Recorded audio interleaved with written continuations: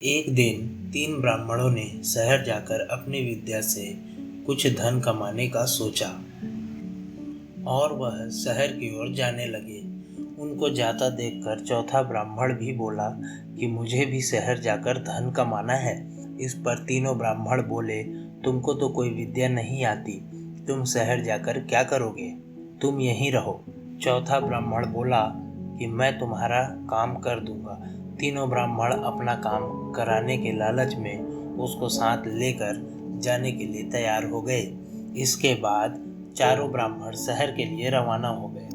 वह जाते हुए जंगल से गुजर रहे थे तो उनको एक हड्डियों का ढांचा नजर आया। चारों ब्राह्मण देखकर सोचने लगे, यह किसका ढांचा होगा।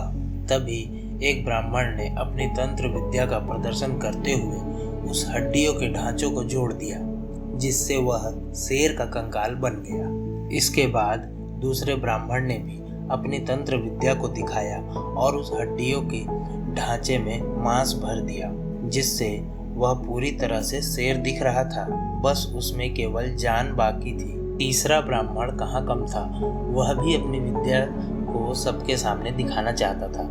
वह उस शेर में जान डालने के लिए मंत्र पढ़ने लगा। यह देखकर चौथा ब्राह्मण बोला, तुम यह क्या कर रहे हो, तुम क्यों इसमें जान डाल रहे हो। तीसरे ब्राह्मण ने बोला, तुम चुप रहो, तुम मूर्ख हो, तुमको कोई विद्या नहीं आती, इसलिए तुम हम विद्वानों के बीच कुछ मत बोलो। चौथा ब्राह्मण समझ गया कि यह नहीं मानने वाले और वह जल्दी से एक पेड़ के ऊपर चढ़ गया।